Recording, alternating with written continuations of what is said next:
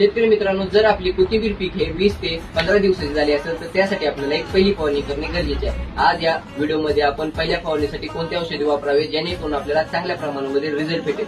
यामध्ये आपल्याला घ्यायचंय टॉनिक मध्ये आपल्याला घ्यायचंय PI कंपनीचे बाविटा एक्स या टॉनिकचा आपल्याला वापर करायचा आहे जेणेकरून आपल्या कोथिंबीर पिकामध्ये वाढ आणि फुटवा चांगल्या प्रमाणामध्ये होईल.